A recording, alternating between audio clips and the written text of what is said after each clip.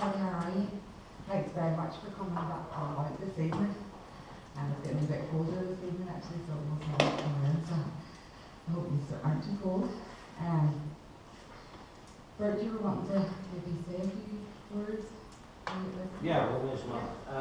This is Bert. Hello, I'm Bert Galbraith. I'm chairman of the REN NEt organisation, and first of all, I'd like to invite thank a few guests for coming along tonight. John Campbell, our council chair, is here, and a few other familiar faces from meetings over the last number of years. I suppose that we're coming to the end of our cycle with REN NEt, and this is our final training. Catherine tonight is going to cover energy in the community, local government, energy efficiencies, energy efficiency obligation scheme. Next week we have our big event, which is up on the slide. On Friday we have a training for engineers, consultants, basically anyone who's on that side of the field, and new regulations from the building industry. And on Friday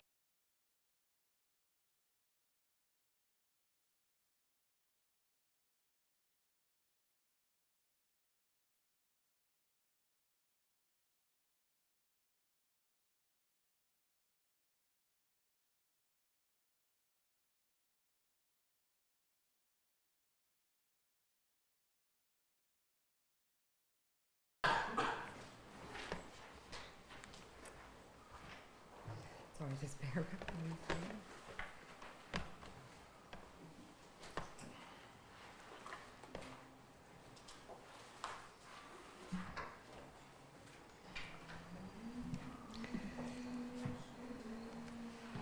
So, first of all, we're going to look at, in session 1, we're going to look at the introduction of BEC, which is the Better Energies Community Scheme. And then we're going to look at the EEOS, which is the Energy Efficiency Obligations Scheme, and the Local Authorities Retrofit Scheme. We'll then have a wee break and we'll go on then to session 2. I'll talk more about session 2 as we begin in it. So what's the overview? What's BEC? Where can we find information about it, and what's the process of application? We'll then talk about what EEOS is, where to find information, then the local retrofit scheme, again, where to find information and what the process application would be, and then briefly discuss some of the actual differences or some of the basic differences between the two. And I'm hoping that this information will give you an opportunity to maybe be able to try and channel some of the actual grants into projects that you might be actually interested in looking into in the future. So first of all, we're going to go through a wee bit of admin. You don't have a wee name card, but I'd like everybody to maybe just introduce yourself, just your name, your company name, and we'll just maybe start with yourself, Jonathan. My name is Jonathan from Efficient Renewables. We do all renewable products for heating and hot air. Should be already. Bert Galbraith from Galbraith Construction. We're a general building company, and we do all new builds, renovations, extensions, trying to use energy efficiencies whenever possible. Christy Lynch from Efficient Renewables, Jonathan's partner. John Campbell, Chairperson of the Donegal County Council. John Kern from ABUILD. We provide energy efficient building services for all the construction team. I think I'll ask for North West Environmental and Environmental Consultant and they mentioned as well. Mark McCauley, Altec Solar, we do solar PV panels. Jared Murphy, Hydro MI, design hydropower projects. David Equal from Donegal County Council. Thank you. Joanna Holmes, Donegal County Council, and REN NEt Project Officer. My name is Sarah Meehan, and I'm working with the committee and Joanna, Project Officer on marketing of the building retrofit show that's coming up on the 27th and the 28th. And Anne Bonner from Head of Department of Civil Engineering and Construction here at Delmar too. Thank you. My name is Catherine McLaughlin. I'm Planner and Thanks very much, everyone. I just want to also say, have you all got your little booklets? In the inside of the booklets, there's a wee feedback sheet. And if you wouldn't mind filling that in just at the end of the session or at the end of the 2 sessions, it would be greatly appreciated. That way we can evaluate just if there's any changes in the future needs to be made to the training. Also, group rules, I've just put a wee one on there sort of to turn off your mobile phones if you have any at the moment. Don't feel free if you need to make, if you have to go out for a call, if it's urgent, just go on ahead. But if there's anybody else wants to, you can ask questions, that's no problem.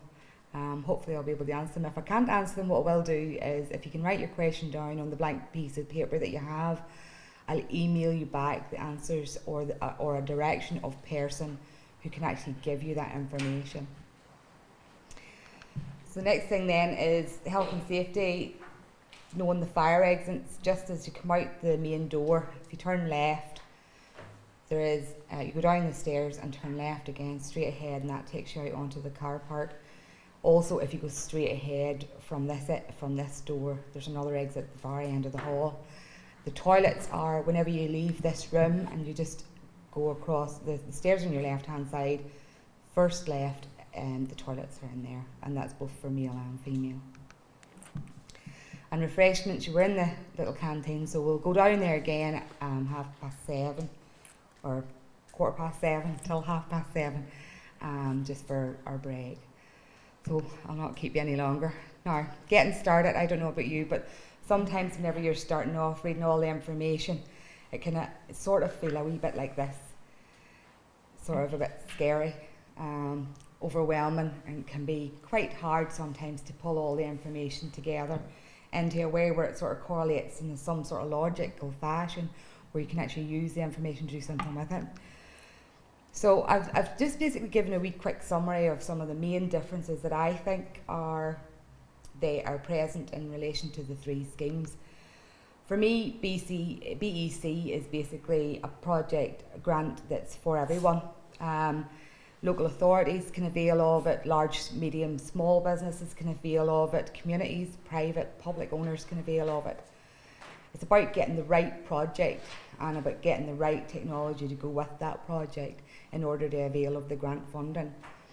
Now, EEOS is actually the Energy Supplier Obligation Scheme, which means that energy companies actually have to start looking at how they bring in energy, and they get energy credit. They have to actually contribute to energy credits in order to be allowed to sell the amounts that they do. It's quite a complicated one, the EEOS, because for me it's very difficult to know when can you use these credits, when can't you, how can you actually within a project actually use this scheme. And the EEOS can be used quite well with BEC in terms of you can use an energy supplier's need to buy out or to actually supply you with some resources in order for a project to happen, because they actually are complying with the law in order to bring you. They have their own remit, to actually comply with. So you're actually assisting them. You're not actually doing them a favour, or you're doing them a favour. Sorry. And then the local authority EE retrofit scheme. For me, it's very difficult to sort of tie it down, but I've sort of tied it down into, it's primarily looking at the local authority's housing stock and trying to bring it into a position where it has reached a phase 1 and a phase 2, which we'll talk about later. Trying to really look at the beginning stages of buildings to see how to improve their energy efficiency as they are at present in order to move them on to another phase. So we're going to start now with the BEC, Better Energies Communities. So it's about involving everybody. And it was introduced in 2012 to incentivise partnerships between organisations at community level. This would include private and public sector organisations, domestic, non-domestic, not-for-profit and energy suppliers. In 2013, 84 projects supported delivering upgrades to 3,800 buildings, amalgamated with better energy areas in 2014 with 13.5 million allocated. Estimated the joint scheme will have about 100 kilowatt per hour energy savings, and that's a quote from Quality Build. Now Quality Build are actually the Train the Trainer programme, which are involved in doing some of the upskills for craftspeople in the Irish area. So the 2015 BEC programme is comprised basically of 3 strands. Now this information is gathered from the SEAI Better Communities Guidelines in February 2015, and if you look on page 4 you can find this information in detail. So I've broken it into 3 strands. It's basically looking at communities to support innovate delivery approaches at community level, homes, target area based projects that deliver high quality energy efficiency upgrades to vulnerable homes, and innovative finance is a trial innovative funding to finance upgrades in private homes. So it's maybe an opportunity there for some private owners to avail of some funding that they wouldn't normally do. So the SEI stated in their guidelines to application that the focus in 2015 will be on funding a comprehensive suite of projects which deliver energy savings to vulnerable homeowners and communities through projects which encourage a partnership approach and are thus cost effective. Projects that offer communities for replication and are readily scalable are of particular interest to them. Better energy communities will support innovative approaches to achieve high quality and efficient delivery of improvement in energy efficiency in the Irish communities. They are seeking to innovate and pioneer partnerships for delivery between, for example, public and private sectors, residential and non-residential sectors, commercial and not-for-profit, and financing entities and energy suppliers. The Better Energy Communities programme will prioritise community type projects and projects targeting upgrades to energy poor homes. Applicants seeking funding in 2015 will be evaluated against certain criteria. It will be a competitive process, and those achieving the highest scores will be funded. SEI encourage communities to leverage funding sources or resources already available at community or national level, as well as financing available within their project sectors to allow for implementation of projects. So what's the BEC's key objectives? Number 1, to improve the thermal and electrical efficiency of the building stock and energy per homes and facilities, encouraging the implementation of deeper and more technically economically challenging measures. Secondly, to provide cost-effective and innovative partnership approaches to deliver sustainable energy projects of scale that will continue to build momentum within the community and within the region. To mobilise local resources to provide additionally and demonstrate how resources from existing projects and organisations can be leveraged. To deliver a cost-effective approach to low-income housing retrofit in mixed ownership estates. To stimulate employment activity through sustainable energy upgrading projects. To demonstrate financing mechanisms that work to fund home retrofits. For non-residential applications, to promote the use of energy contracting. Now, energy contracting is a scheme that many of the local authority and larger companies would be more interested in, and that I am not going into in detail today, but I have actually a link put on to this particular presentation, which you can access through the REN NEt website. When you go into the REN NEt website, click on it, go into the hyperlink, and it'll open up to the document that you need so you can do further research. That's the same with some of the detail because it's quite intense, and I didn't really want you to be sitting here just me talking the whole night. So I wanted to sort of give you the information that you could take back and read, and you can communicate with me at another stage if there's anything extra that you want to know. So what's the key measures? Basically, at SEI's launch of the programme, they mentioned 4 key areas that they're looking at, and that's building fabric upgrades, system upgrades, integration of monitoring and control systems, and integration of renewable energy sources. So who can apply? The public sector, the community-based organisations that have established service for delivery, the requirement measurements, or other community-type organisations such as voluntary organisations. The private sector and participating energy suppliers or their designated delivery partner. The fund evaluation criteria. Only applicants who have successfully completed all parts of the application form and submitted a completed technical workbook will be evaluated. It's quite important to make sure that you look at the technical workbook, because sometimes it's that pre-planning that makes the difference. Funding will be evaluated on the basis of competitive assessment criteria. There's 4 main strands: value for money, partnership, innovation and technical aspect, and quality and delivery.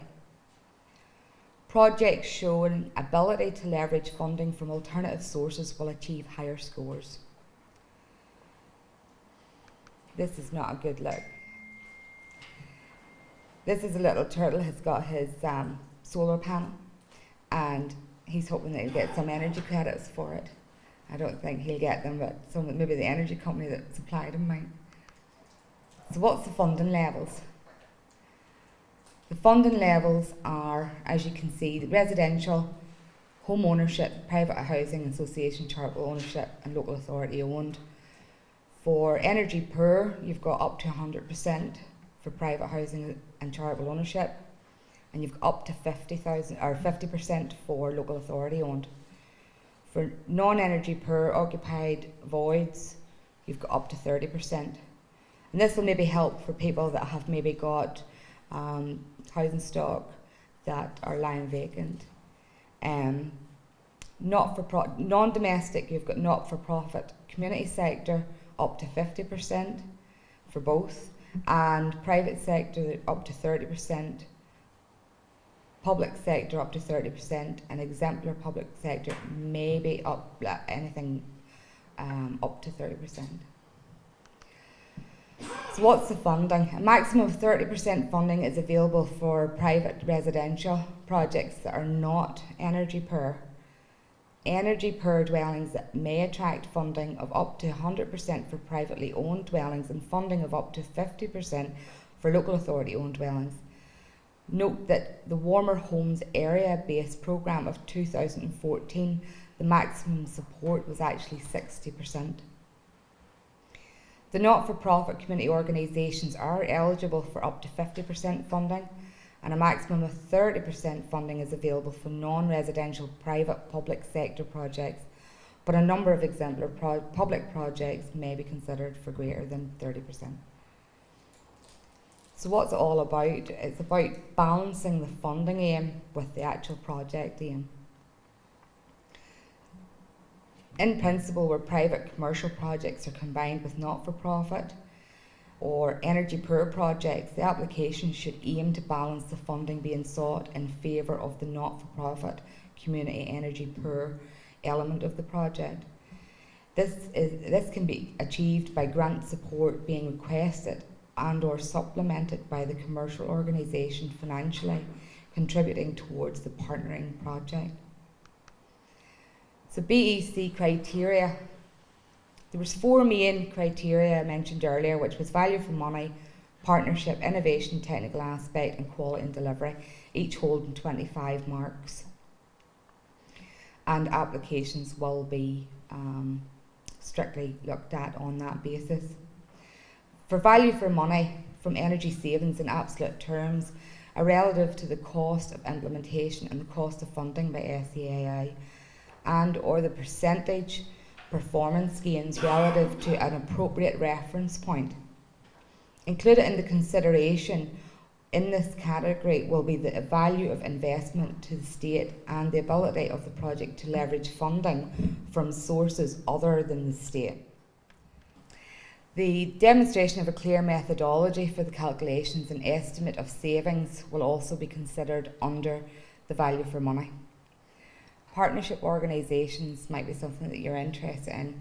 Organisations and development of collaborative delivery models, including the associated contractual mechanisms based on the principles of partnership and devolved delivery, involving community groups, existing networks and clubs, which in turn will inform longer term initiatives for activating energy retrofit investment. Included in the actual consideration of this category will be a number of partners, innovative partnerships and the replicability of the partnership model. Inclusion of energy per homes in the application and how vulnerable households were identified will also be considered. In the innovation and technical aspect, it's the degree of innovation in the project in terms of the integrated approach to improving the energy efficiency of a community. This may be in the form of technological application across multiple solutions, buildings or sites, or of the organisational delivery model with regard to finance, procurement and contractual mechanisms. Innovation can also address technological and non-technological barriers which could assist in accelerated progress towards sustainable energy targets. For residential projects, and in particular energy per homes, you have to provide a short description of how and why these measures were selected and on what basis they applied to the homes in the project. And this includes the BER assessment, which is modelled improvement in homes for upgrade, how the measures are appropriate to the household in the project, and other benefits that may arise from these measures. It does actually keep going through, and I have actually put in a wee link to go in detail the quality and delivery mechanisms as well. So the BER rating. What is the BER? It's the Better Energies rating. The assessor's guidance notes there actually go into great detail in terms of what each category is for and how that particular unit is made up or how that grade has came to be. Residential project requirements. All work should be in line with the standards and specification guidelines issued by SEAI. Again, I've put in a hyperlink there for you to go in for the Better Energy Homes contractor code of practice with the building regulations, which will allow you then to go in and see exactly what criteria the contractor has to meet. The complete pre-work BER assessment on a representative sample of homes, ideally 10%. Basically what that means is that if you're actually going to go for a BEC grant and you don't maybe have a real project sitting, but you're looking at maybe an ideal area, what you can do is you can take an estimated housing stock that you have and take about 10% and give a rough estimation for your pre-work, so that you can actually show them that there's a real potential there in terms of the project itself. It could actually benefit the community. Project rationale should be based on outcome of pre-work BER assessment, and proposals should indicate expected improvement in BER. In the case of insulation work, this is residential project requirements. In the case of insulation work, an optimal whole element solution must be implemented. Partial solutions are not eligible for grant support without prior agreement. And an explanation is in the SEAI website, but it's quite detailed. All homes must have a post-works BER completed and provided to SEAI, and aim to achieve a post-BER uplift, average minimum to 150 to 200 kilowatts per hour per metre squared per year. No final individual BER should be less than D1 rating. Energy per homes definition. Homes considered to be at risk of energy poverty if the owner and tenant is in receipt of the following: fuel allowance as part of the National Fuel Scheme, job seekers allowance over 6 months and has children under 7 years of age, family income support or FIS. In keeping with the government policy, SEAI wishes to promote home retrofit projects which utilise financing in the market to fund such upgrade projects. There is a new finance strand is intended to pilot projects which include an element of financing to fund home retrofit, and applicants should follow the guideline residential projects. Again, I have this in a hyperlink for you to try and make it easier for you to locate some of this information.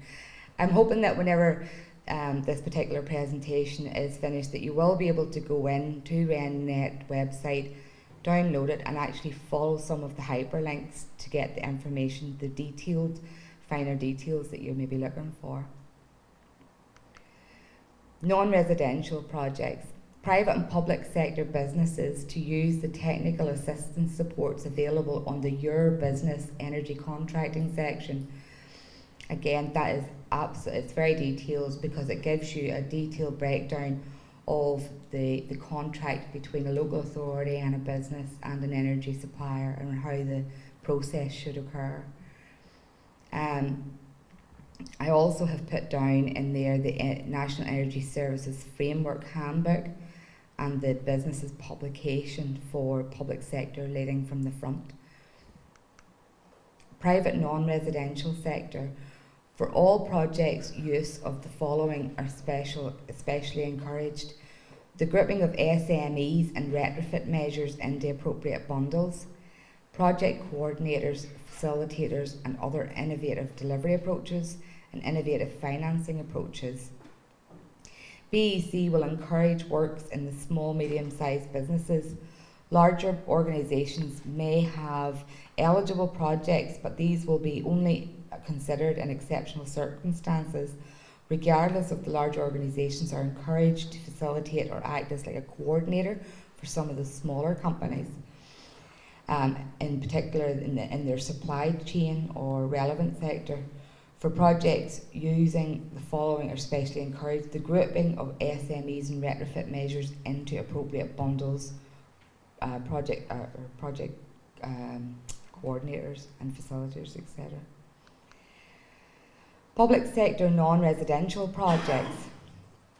The BEC 2015 will encourage as a minimum the adoption of energy contracting and either innovative technology or financing in the delivery of the public sector projects.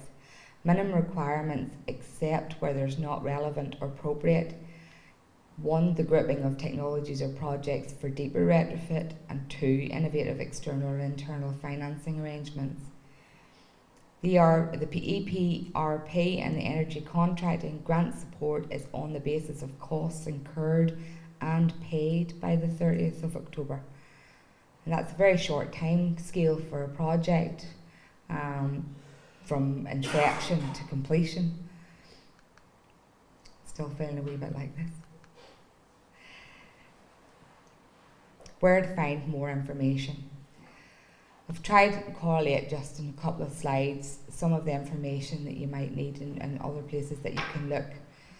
So there's the Better Energy Communities team, and that's Madeline Hallen, Project Manager, Karen Higgins, Project Executive, etc. And they can be contacted at BEC, at SEAI. The 2015 programme was launched on the 22nd of January and will incorporate Better Energy Communities, Warmer Homes, area-based type projects and the new innovative finance strand. The most important dates for BEC are that the draft application form and documents along with programme guidelines are now available. There's an opportunity to meet with the team from the 12th of February, so we're actually quite current. And you can contact them to actually book a meeting with them. They'll accept application forms via PEP, that's the Project Evaluation Platform. And there's a good guideline there whenever you go in to the website to actually go on. It's quite easy to use that PEP, so if you have any trouble with it, just ring them and communicate with them. That's open from March the 2nd to the 20th, and or March 2nd to 20th, and at 12 noon. All work should be completed by the 30th of October, and no project will have any extensions granted to them. The Better Energy Communities team are available to discuss proposals and review draft applications in advance of submissions. And I'd say it's probably, with the short time scale, it's probably better to consult with them and actually let them take you through the process than actually try to figure it out and waste time on a project, especially unless you're feeling very confident about putting it through. So again, I've a few more guides for you. These are technical workbooks for anybody who's interested in how the actual buildings should look. Some of the guidance for contractors as well. When you go in, there's technical workbooks for contractors as well as local authority and architects, engineers, etc. There's also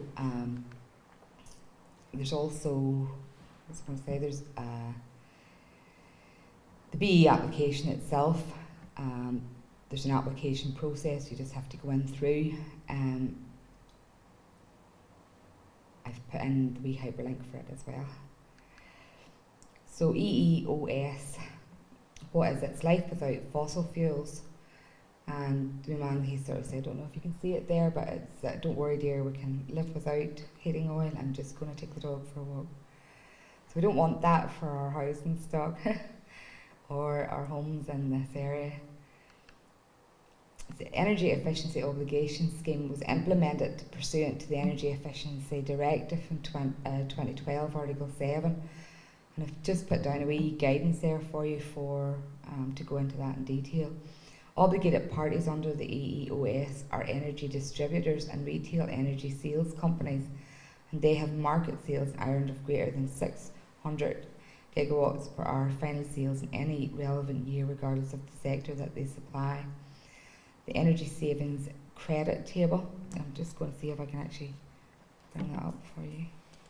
That particular table actually gives you a list of some of the credits that you can avail of through different organisations. Now there's about a list of 10 of them where you can actually contact them. Again, it's on there. I can't get through at the minute, so I was online earlier on, so I do apologise for that.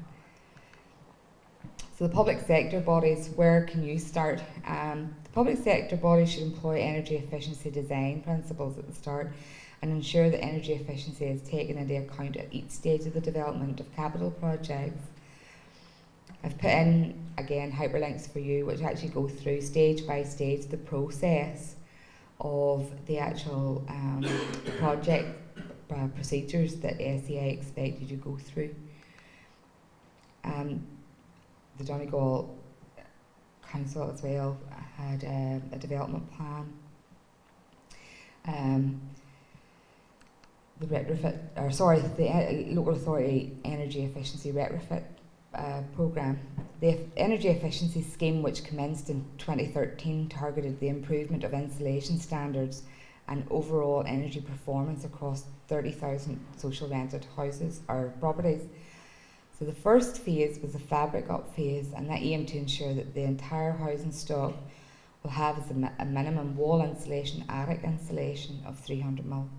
And phase 2 will focus on the fabric upgrade works to those remaining dwellings with solid or hollow block. Also in situations where dwellings have poor performance single glazing windows or defective doors, funding may be available or may be recouped for these particular works. Funding under phase 2 is conditional on the local authorities certifying that all of their stock with cavity construction has been addressed and all attics insulated under phase 1. So they won't actually be allowed to move on to phase 2 until phase 1 has been reached. And that has to be, was completed there in the 2014 funding drawdown. Under the Department of Social Housing Investment Programme, local authorities are allocated capital funding each year in respect of a range of measures to improve the standard and overall quality of their housing stock. The national framework was advertised in January 2014 and the closing date in March 2014, and it intended that following evaluation of the framework will be available to all local authorities from the 1st of April 2014. And the 2 lots within that framework are firstly the energy efficiency retrofitting attic and cavity installation of housing stock with cavities including draft proofing and ventilation, and lot 2 the energy efficiency retrofitting windows and doors and external installation of social housing stock without cavity wall construction, including draft proofing and ventilation. Local authorities should use this framework in the first instance and then run local mini competitions involving the contractors pre-approved under the tendering arrangements in the national framework. So what's the main differences? The main differences for everyone are BEC, EEOS, Energy Supplier Obligations Scheme. Look at some of the credits that can be used, and you can actually try and take the opportunity to combine some of the projects, criteria in terms of the EEOS along with BEC, or EEOS along with the local housing retrofit. So I think at this stage we'll maybe take a wee break. Thanks very, very much for your time. Now the next session, I can assure you, won't be as long-winded. That's quite a long, heavy one, so the next one I'm going to actually get you more involved in some of the work itself. Hopefully any questions? See, you talk about community, the community scheme.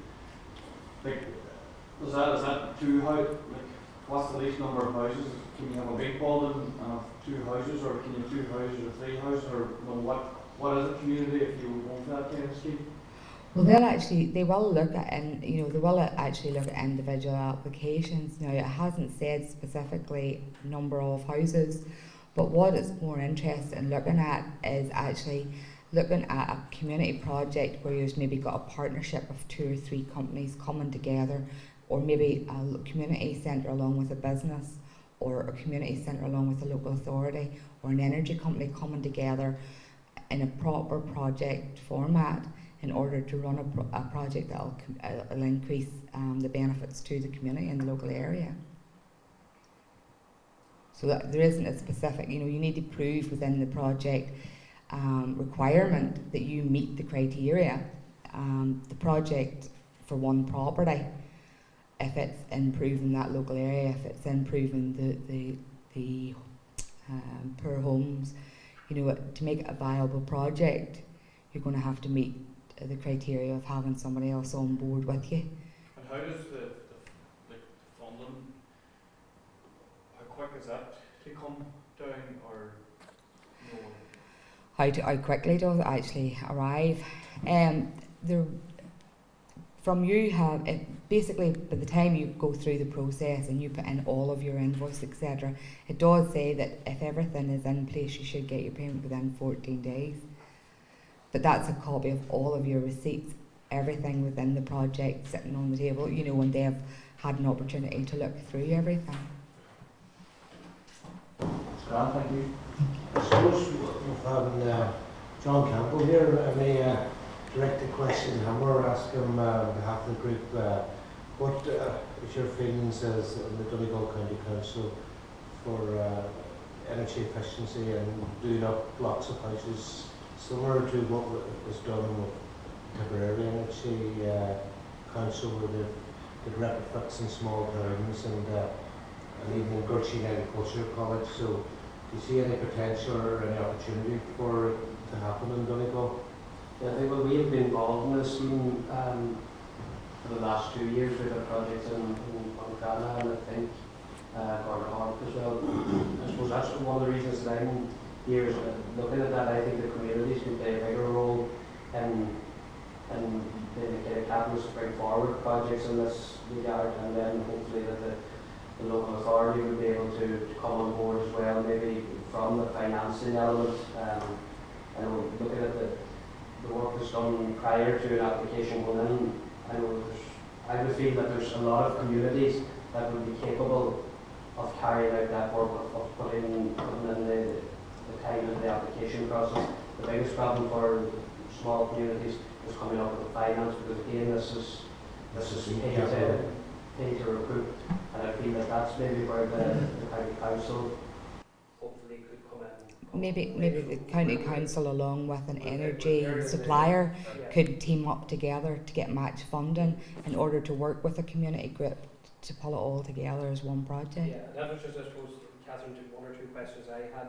Is there phased payment available in projects like this? If you were taking on a project worth 70, 80 or 100,000 euros, can that payment production of... To be honest, John, I think that, you know, the SEAI, if it's a project that's like that, they would want to be in charge of communicating that with yourselves directly, as in those who are on that project team. The person who's the project lead would actually get all the feedback of information directly to them, and they would actually talk you through the process if it's a large project or a large scheme like that, because there's maybe other elements there that you might be able to avail of if it's a large project that's going to be coming back, in terms of, you know, they might be able to assist with the application process, they might be able to assist with some of the paperwork, this kind of thing that would take some of your time, you know, it would actually release some of your time. So it's worth actually setting up a meeting with them if you have a realistic project in place or as an idea. Now, later on this afternoon, the session 2, what I actually have at the very end is, you know, a little activity where we could maybe try and come together and throw out onto the table some ideas that would actually maybe assist people like yourself in order to see what ideas there is out there, and it can also help us as members of the community, and as a group like REN NEt, who's actually got access to a lot of people, that we can actually feed this information out to see if there's anybody else wanting to take part in something like that. Just my other question was on the carbon credits. And you mentioned the presentation on being available to energy producers and suppliers. Yeah. Are other business, are heavy energy users, industries that use a lot of energy, are carbon credits of interest to them? Is there a market in carbon credits? Like obviously I know the energy suppliers are interested in offering you a certain amount. I think the reason that energy suppliers are actually interested in offering you that is because if they don't offer you that, they're obligated to actually pay a penalty. Yeah. So it's actually like it's easier to give you that credit than pay the penalty. Yeah. So it's kind of like it's not like they're, you know, it's.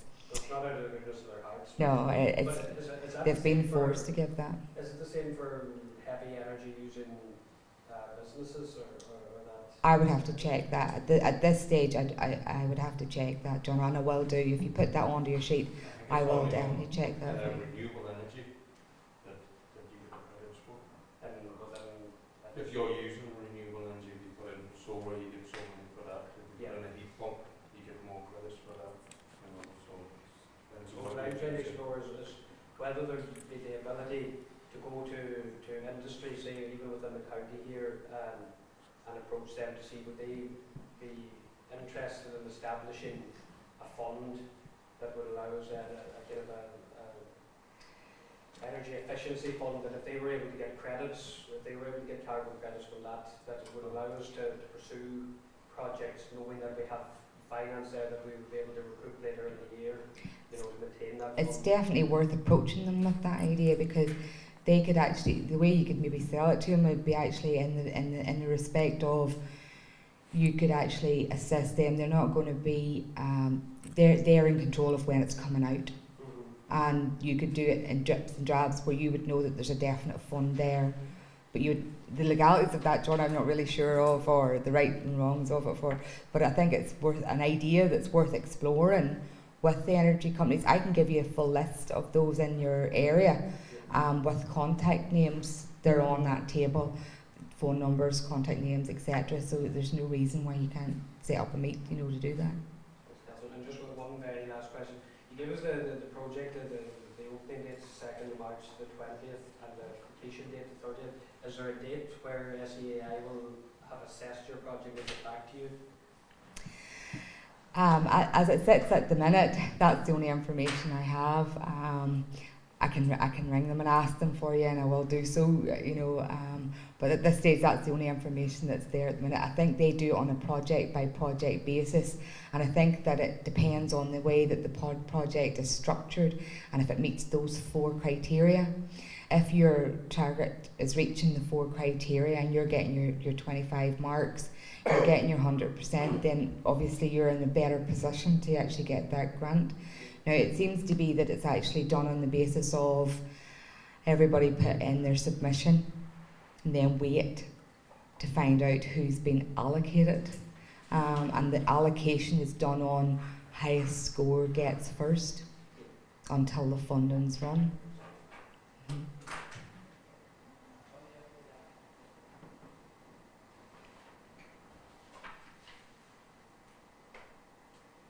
Is that okay? One last question. Go ahead, yeah.